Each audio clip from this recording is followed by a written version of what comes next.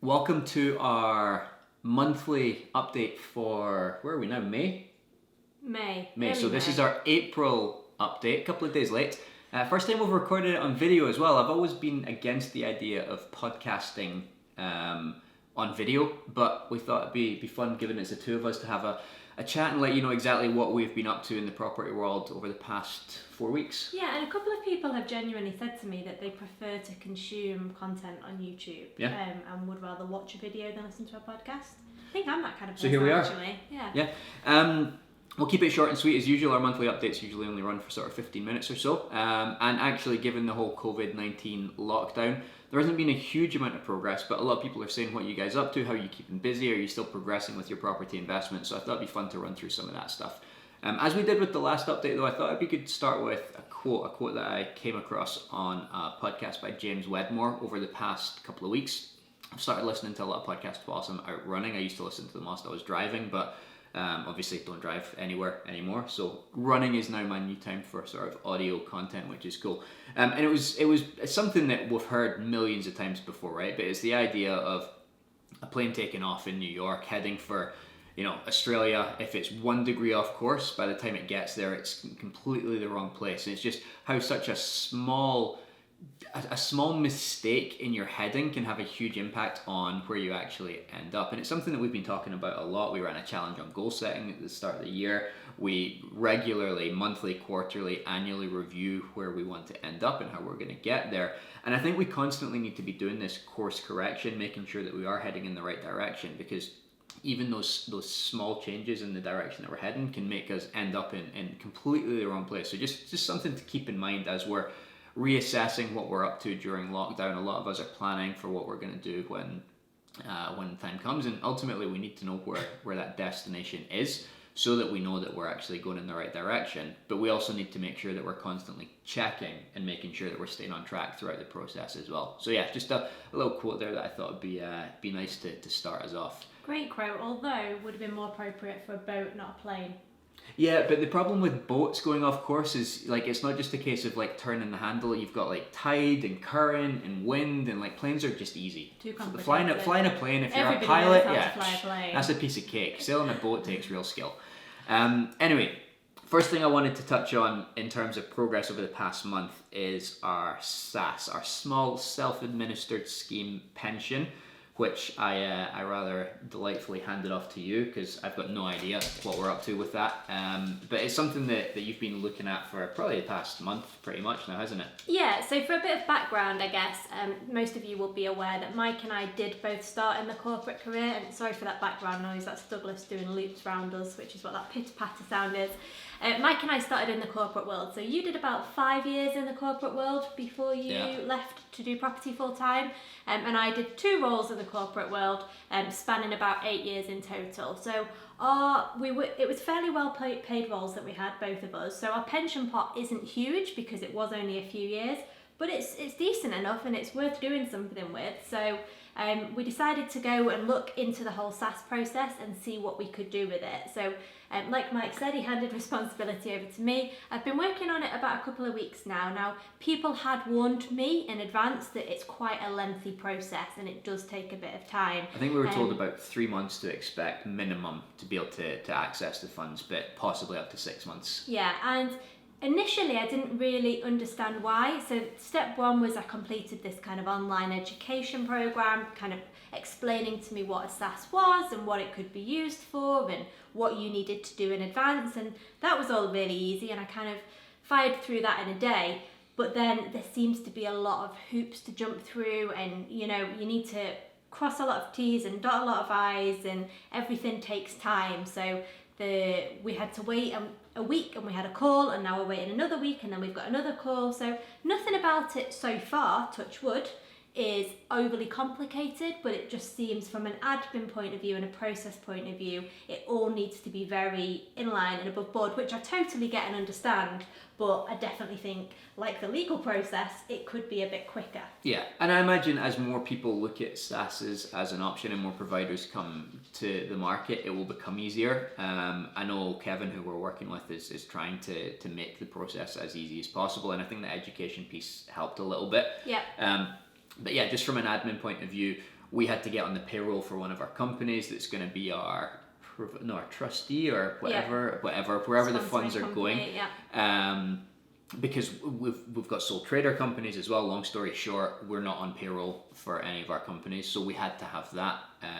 And there was just a few things like that need to set up. Yeah, I mean, that's not essential, and I'm not going to try and educate everybody on this because I'm still learning, but there's a couple of different things, like if you're VAT registered, for example, that helps. If you're on the payroll, that helps. Basically, you just need to prove to HMRC that you're legit and that you have been trading for a while, and there's different ways that HMRC there's a few different boxes that you can tick, and as long as you tick enough of these boxes, then HMRC are happy, but it could be any combination of those boxes. So for us, putting ourselves on the payroll is the easiest box for us to tick in order to hopefully keep HMRC happy. Gotcha. I think just if anyone is interested in that part, that idea of moving your pension, the guidance that I was told was, minimum of sort of 50k in your pension pot for it to be worthwhile by the time you've lost the fees and the setup costs and all that sort of stuff. It's not hugely expensive. But yeah, if you've got a pension pot in excess of £50,000, it's definitely worth taking control of that money and putting it to use in your property business. Yeah, and one of the other main points to make, I said I wasn't going to educate, and here I am trying to educate, is that you can only use it to buy commercial property. Now, you can buy commercial property and convert it into residential and refinance off that product being your pension. But it's worth just keeping in mind that you can only buy commercial. There's some limitations on it. Yeah. Okay. The other thing that happened a couple of months back now, we mentioned it in the last podcast, was the change in our sort of team. We lost Catherine over a month ago now. Yep. And Catherine's our lettings manager, just to clarify. Catherine was our lettings manager. Not going to dwell on the whys and what's happened there, but just in terms of how we're moving on from that, I guess there's been a couple of things. The first major thing for us is we've been acting lettings managers for the past 6 weeks or so now, which has been a bit of I suppose not a baptism of fire because we already knew it, but a return to the fire in terms of just like dip back in the fire. Yeah, just reminding us what it's like to be a lettings manager day to day, and obviously on top of that, the joys of lockdown, maintenance issues, people not being able to afford their rent, and all of the stuff that's just sort of come to the fore over the past few weeks that if you manage your own portfolio, you'll be well aware of. It's been interesting for us to get back into the thick of things there. Yeah, I think the biggest challenge is obviously we took the role back over and then instantly kind of identified a few things that we wanted to improve or change, or gaps in the process that, holding our hands up, we'd maybe missed because took our eye off the ball a little bit. We'd been out of the country and we hadn't been as involved in the day-to-day. So obviously, like anybody, we came to this and immediately saw all these things that we wanted to improve, and then about 4 days later the world shut down. So it's been challenging for us being able to kind of plod along and do the basics, but can see all these things that we're desperate to improve. Yeah. So I guess there's two things to touch on. One is what our plans are for the future, and then the second thing that we're going to look at briefly are, I guess, some of the things that we've identified, some of the pros and cons of getting back into this role for a little while. So I guess let's start off first of all with the plans for the future, right? And this was always kind of the plan, it's just something that we can focus on a bit now that we've got a bit of free time. Yeah, so going forward, we're going to actually split the role. We've just had one person doing this role full time for 2 years now for us, and we have decided to split the role. It was something, like Mike said, we were already considering a little bit anyway. We were going to give some of the kind of the paperwork and the admin to our virtual assistant. I mean, she's worked for us for 4 or 5 years now, and we trust her implicitly, and she's very, very good. But we've kind of made the conscientious effort that we're going to split that role in half, and she's going to do anything that can be done remotely. So, a lot of the reconciliation, chasing the rents, some of the tenancy agreements, the application process. We're documenting all of that just now, and there's a whole bunch of stuff that actually doesn't require face-to-face contact. More so now, we've got like e-signatures, and obviously our bookkeeping is all done online, bank reconciliation, all that. There's a whole bunch of stuff that doesn't need to be done. I'm actually getting quite fed up of the virtual assistant term. I think it's quite like almost demeaning for the role that she, you say virtual assistant and you're like, oh, are they like ordering your groceries for you? Like, Jackie's like a fully fledged member of the team. She brings so much value to us. VA just sort of sums up the fact that she's not in the UK, she's remote, but my God, she does a lot for us, and she adds huge value to our team. Although we try not to give her name away, and you've just told everybody she's called Jackie, so everybody's going to be on Upwork searching for her. Well, if we didn't tell them the platform that we'd found her on, they might not have been able to. I think Jackie would have brought up a fair few results on Google, so you've just given the second piece of the puzzle. Anyway. And then the other half of the role is going to be, you know, somebody hands on the ground, feet on the ground, hands on the ground here in the UK, but focusing more on things like the viewings and the maintenance and just trying to get ahead of ourselves a little bit more there, you know, be more flexible when it comes to viewing times, stay on top of the maintenance, be more proactive. And by taking the admin and the paperwork away from that person, it gives them more time and more freedom and to be able to concentrate on those bits of the role and make sure that they're delivered to a higher standard. Yeah, and actually we're reducing the hours as well, so it's not a full-time role plus Jackie, it's gone from a full-time role to 2 part-time roles. Yes. Half with Jackie, half with new employee. Which, to be honest, we'd always kind of said we wanted to do eventually anyway. We'd rather have 2 people working part-time than 1 person working full-time, because then when it comes to things like holiday cover, you know, you've not just got this big gap in your business when somebody goes away for 2 weeks. So. Yeah. So in terms of the biggest insights for you over the past month of being lettings manager, anything front of mind for you? I've got one in particular. Nothing that I think I can say in public. I think for me, I'll start whilst you think of something more PC. It has been a reminder that this is a customer service game. Yes. I think whilst we've been on the boat, whilst we've been focusing on the growth of the portfolio, it's easy to think about properties from a spreadsheet point of view, turnover, profit, void periods, all of that sort of stuff just from numbers, and forget about the people behind it. And actually I think that probably one of the things that you're going to say is there's been a lot of complaints and issues and stuff that we've had to firefight to deal with. But I think actually if we go back to basics and refocus on providing a good experience for our customers, for our housemates, we can be more proactive. That's one thing you mentioned with the new role, right? Like that will relieve a lot of the firefighting that we need to do. And I think we just need to go back to thinking customer service. They are our customers. How can we treat them in the best way? How can we provide them the best product? And I think that will overcome a lot of the frustrations that you're facing just now. Yeah, I mean, I'll just share a quick story with everybody, something that has frustrated me over the past couple of weeks. So obviously the country went into lockdown, and then at the same time the country experienced this heat wave that is just completely unprecedented. I started getting emails, 2 houses that we have, I started getting emails from the tenants asking for garden furniture, something that they didn't previously have. And to the extent that one of them emailed me with urgent in the email title, urgent, we need garden furniture, we need to be able to sit outside for our mental health. And I don't disagree, and I do think garden furniture would be nice with everything that's going on. But as I'm sure everybody is aware, things like online deliveries have been more of a challenge. You know, we're not meant to be attending the houses unless it's absolutely urgent.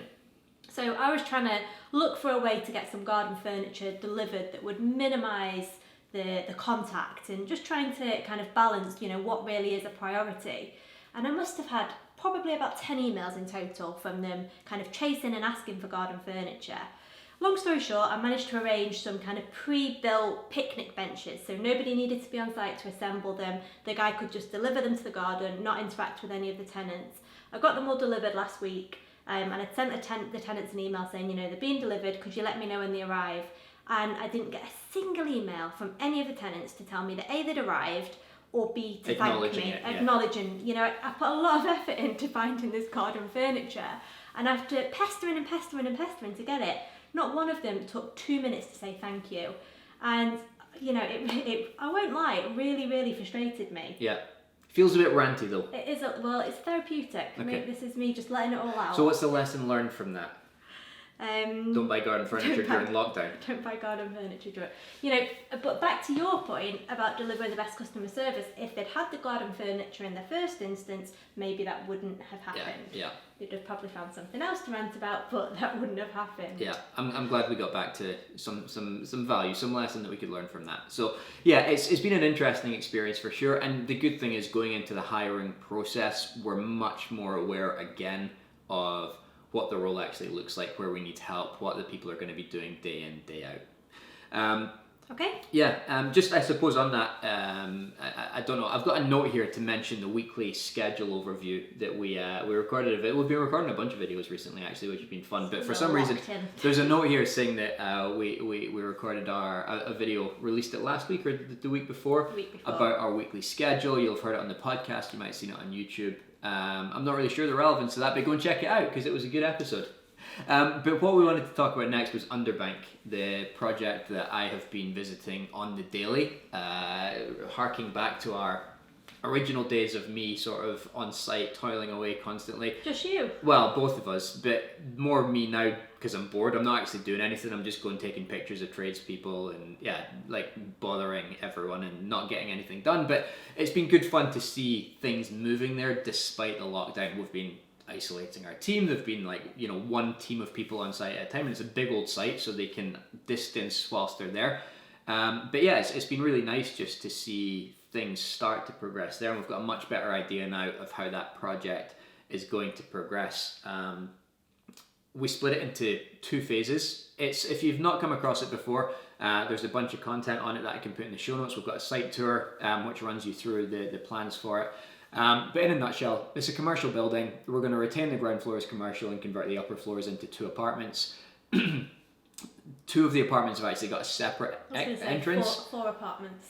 What did I say? 2 apartments, sorry, 4 apartments, but 2 of them have got a separate entrance from the back street. So we're going to do them as phase 1, whilst we sort out the planning and the conservation area stuff for phase 2, which will be the ground floor commercial unit and the front 2 apartments.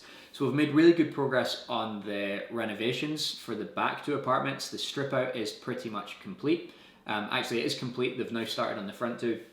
And the builders are going in there next week to start doing the demolition and structural work, followed by roofers, and then it'll be a fairly straightforward project from there. So we've got a good schedule in place now, targeting completion on those 2 apartments around about the start of August, which is exciting. June, July, August, sort of 3.5 months away. And we'll have 2 more apartments added to the portfolio, which is cool. At the same time, we are progressing with our architect and planning consultant on the condition discharge for the front part of the building, for the conservation area. There's a heritage lottery fund available for buildings on that street, and our building is eligible for something like £60,000 of a contribution towards restoring the frontage of the building. But obviously it's lottery funding, it's tied into the council, there's a lot of red tape and hoops to jump through, I guess, similar to the pension stuff. We're jumping through a lot of hoops at the moment. And actually, interestingly, the schedule just to get us to the stage where we can start work on that with the funding in place, with all the planning conditions discharged, that's going to take us round about to the middle of August as well.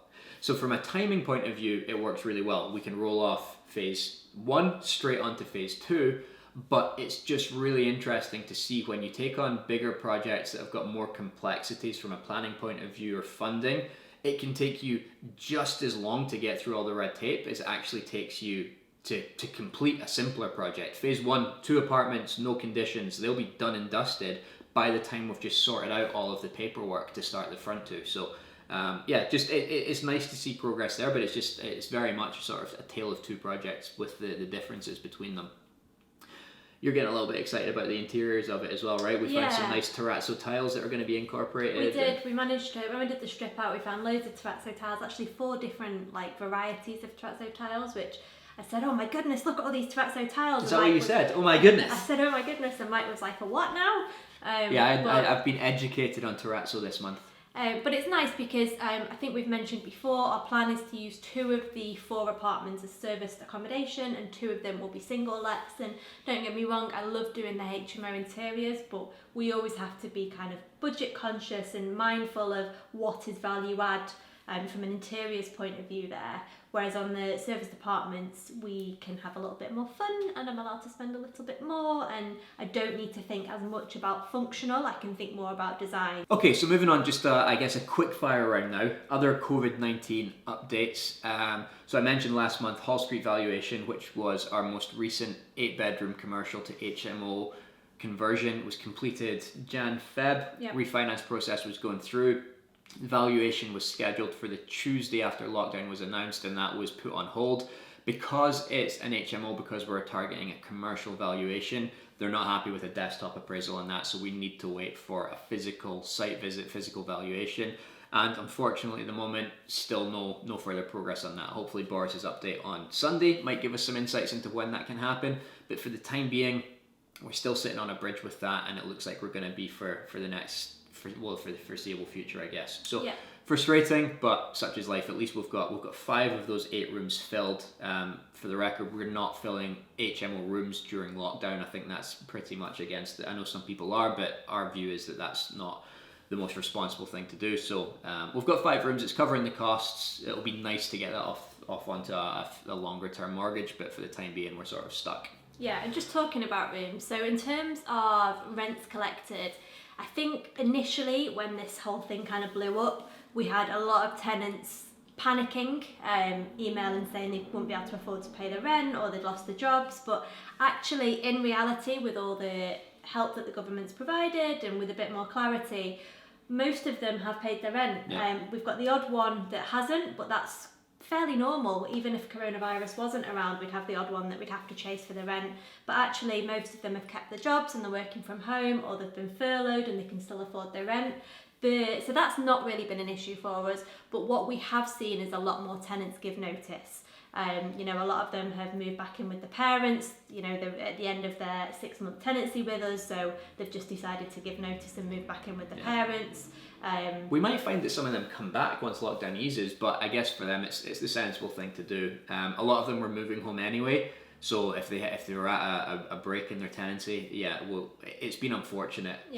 And obviously, like Mike said, we are not filling rooms at the moment. I'm not doing viewings and we're not filling rooms, so that kind of the number of empty rooms we've got is growing by the day. So at the moment it's sustainable. All the houses are still covering their costs, and hopefully we should get some clarity on a way out of this soon, but if it continued for much longer, we would start to struggle a little bit, because these rooms are starting to empty. The rent collection, though, like you say, has been good. I was really surprised with that, and again I think both of us have been focused on working with our housemates to make sure if they are facing financial difficulties, what can we do? I mean, we're actually getting people clear in arrears just now as well, because we've opened up communication with them. So it's been okay, like you say, it's sustainable for the short term.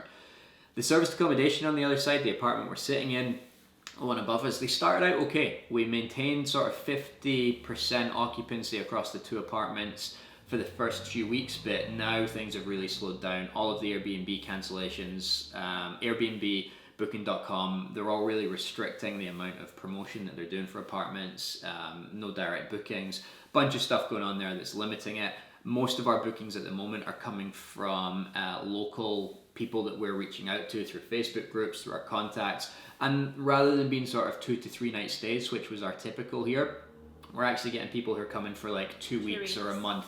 We had a lady who came up to visit her elderly mother and stayed with us for a couple of weeks. We had a younger girl who just got back from Australia and needed to isolate for 2 weeks before she moved back in with her family. We've got scenarios like that. It's definitely a different demographic at the moment, but actually reaching out to the local community, it's keeping us front of mind. A lot of them are like, oh, I had no idea there were these nice apartments there. I'd love to book them when my family come to visit once this is over. So I think the sort of goodwill coming from that has been positive, but bookings at the moment are slow. I don't think we've got a booking at the moment for the entire month of May. There are a couple of people that we're speaking to about rates and about availability, so we might get some in, but whilst we had 50% in April, we're kind of at the moment, we could see a full month with next to nothing. Not ideal. One thing I will say though, I've seen a lot of people convert their SAs to single lets. That is not something we are choosing to do at the moment. Partly because a lot of single lets, people want a minimum 12-month tenancy, and my personal belief is that we will recover from this far quicker than 12 months. And the second thing as well is trying to do those viewings and find a tenant for a single let isn't particularly going to be an easy process anyway. And as long as we are taking the odd booking on the SA, we're still covering those costs. So it's not something that we're going to choose to do at the moment. One thing I guess just finally on that is a lot of people have been saying, oh, have you been able to get a grant for the serviced apartments? we had these on council tax. We've been speaking to the council about switching it over to business rates, and they'd been dragging their feet a little bit. Needs to be on business rates to qualify for that grant. So we're trying to see if we can backdate that a little bit, but I'm not really holding my breath on it. It's something we're looking into. And for those of you that have got them, great. I'm pleased for you. I'm glad to see that, you know, it's hopefully going to tide you over for a few months. Maybe next month we'll have more of an update on that. Yep. So I think from a property it? update, it is, yeah, just a couple of sort of housekeeping things to run through. First and foremost, I shared a book recommendation last month that I want to touch on, or not touch on. We gave that book recommendation, Born to Run. Loads of you came back and said, yeah, read that, loved it. We've really found a little like running community, like a sub niche of the property. If you're watching this on video versus listening, you'll see that we're sat here in our gym gear. We've both been out. I've got my knee taped up and 5k this morning, haven't we? Proper troopers now on the running front. But yeah, Born to Run was a great book. But a load of people were saying, oh yeah, we missed the book recommendations. So we used to do one all the time. On every episode, we'd ask the guests what their favourite book was, and we kind of stopped doing that because there's only so many times you can read Rich Dad Poor Dad. But we've started reading more again with more time. So my book recommendation for this week is called The 12-Week Year.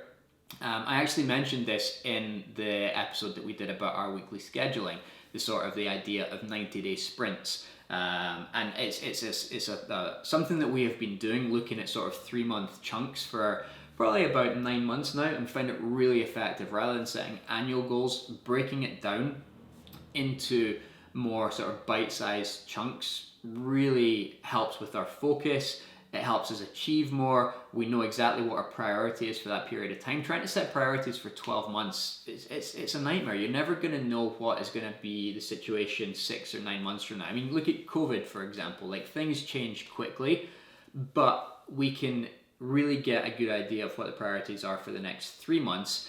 And by reducing the number of things that are on our to-do list, it allows us to really get one thing done well, nail it, move on to the next one, rather than just have this like, oh, well, there's like 20 things I want to do this year, and ending up getting none of them done because things change and your priorities change, your focus changes. So the 12-week year really digs into the value of thinking about your time in sort of 90-day sprints. If you're interested in planning, becoming more efficient, it's a book that I would definitely recommend checking out. Now, like Victoria mentioned, we're sitting here in our running gear. Born to Run was our book recommendation last week because it's something that's taken us by hold. I think it all started with Couch to 5k. You did it, my family have all done it, and bit of a pitch here. We're doing a bit of a fundraiser throughout. What month are we in? May. We're doing a bit of a fundraiser throughout May for the MS Society, which is a charity close to my family's heart. We're doing a collective family run to try and all blast through our previous running goals. Thing is though, I hate asking for money. I think unless I'm doing something insane, you know, unless I'm gonna go and like scale Mount Everest 6 times in 24 hours, like, you know, I think fundraising should really be for huge feats of achievement, or at least I just don't like asking for money. So rather than say, give us money, fundraise, blah, blah, blah, we're hosting a great masterclass Tuesday next week, so you'll need to get on it fairly quickly, on raising private finance. We raised in excess of 200 grand during coronavirus to buy IPI Brewery. We've raised in excess of 3 million over the past couple of years in private loans and joint venture finance. We've pretty much bought everything over the past couple of years using other people's money. And if that's something that appeals to you to grow your own portfolio, we're running a masterclass on Tuesday night, running through our sort of 7-step process to raise private finance for your own property investment business. And we're going to donate some of the proceeds from that to the MS Society, to the fundraiser that we are working on. So if you want more details of that, I'll put it in the show notes. It's £149, really affordable, huge amount of value, a good investment for you if you're looking to raise private finance for your own business. So hopefully I'll see some of you there, and hopefully we can give a good contribution to the fundraiser on the back of that, which would be really nice, rather than me just saying, go and donate some money to us. But that's it for this month.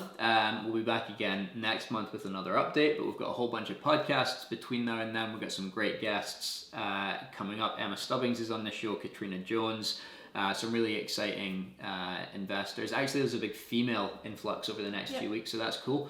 And we've got some good videos. Keep it in touch on Instagram, where we've got stories of IPI Brewery, and we'll speak to you soon. Yep, thanks everybody. Cheers, guys.